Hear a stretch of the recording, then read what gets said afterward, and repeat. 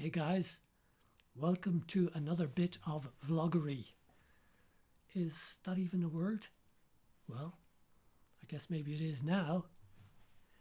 Anyway, I have to confess, I have no scripture that I've been reading today. I suppose technically I should be reading Psalm 124, but I did notice a little something that I wanted to share with you. That I suppose has existed in the form of vague thoughts, loosely connected, but just became kind of crystallized to me over the last couple of days, I guess. And, you know, it's strange to me that something that can be, to me, such a blessing, it kind of drifts subtly, unbeknownst to me, into kind of like a responsibility. And I noticed this along the lines of being conscious of a little slight anxiety about doing these vlogs. That because I'm not usually somebody who has an awful lot to say. But I've noticed that over the last couple of weeks, I seem to have a lot to say. And that to me it's not something that I've worked on, or it's not something that I've been conscious of making an effort about. It just comes from, I suppose, spending time in the presence of God. And the slight anxiety is, well, will I have something for today? Will I have something for tomorrow? I've created this responsibility in myself to have a word from God. And then I realized that I start going into the presence of God, start entering into the presence of God to get a word. And what I've come to really understand very clearly is that is so destructive of intimacy with Jesus.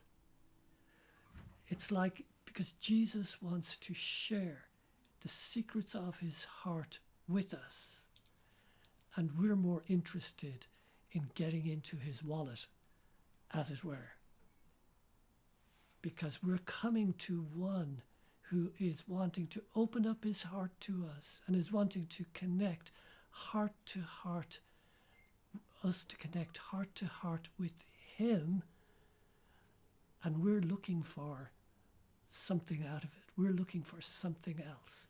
And we fool ourselves, but we don't fool him. And in this season, in this time, when he's calling us to the high ground of intimacy with him, it's got to be for him alone, that we're not coming for something to help our spirituality or ministry or project or whatever, that we're coming to him for himself alone. And so I have absolved myself of the necessity of having to have something to say every day. If it happens, it happens. If it doesn't, that's it. No problem. But what I'm wanting to do is to be in his presence, heart to heart, that whatever it is that he wants to do, he has the reins.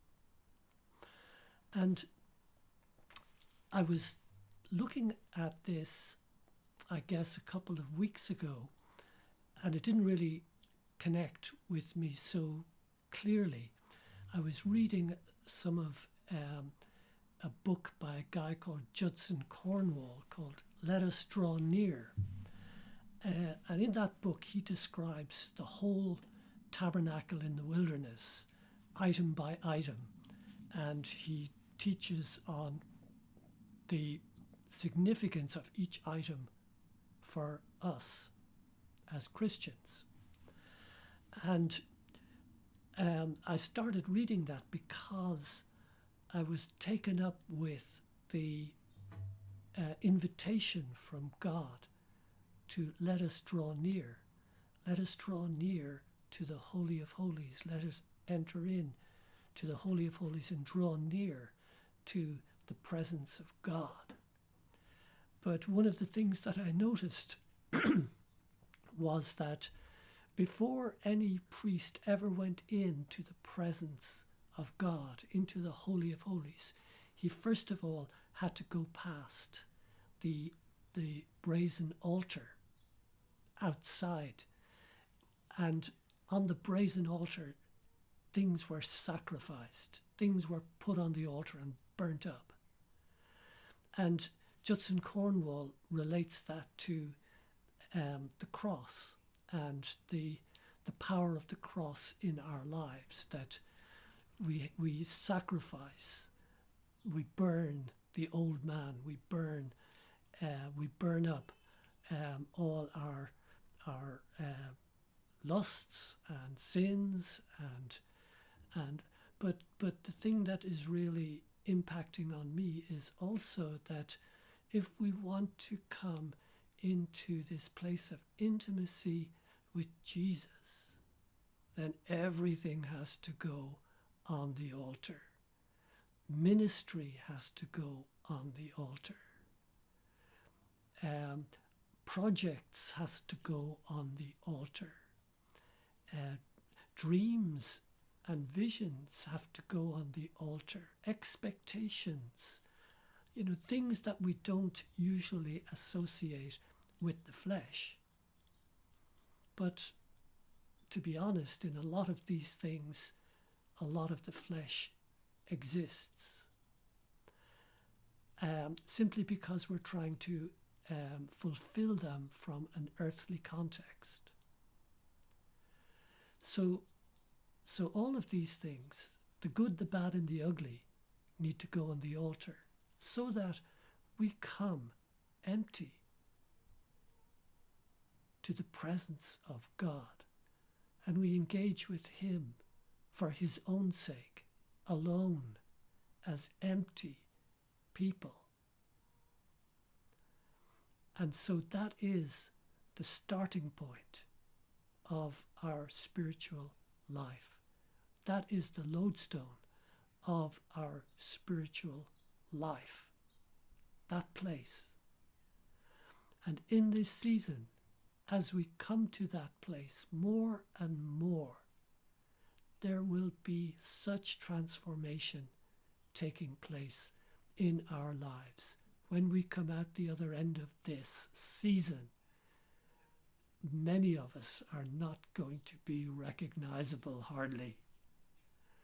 And as far as I'm concerned, that's a great thing, because am I happy with the degree to which I love God with all my heart, soul, mind, and strength? No, I'm not. There's got to be more. So I'm seeking this transformation. I'm looking for this transformation. And I believe God is putting that before us in this season, in His presence, for all who will enter in. So that's me for today. God bless you all. Talk to you soon.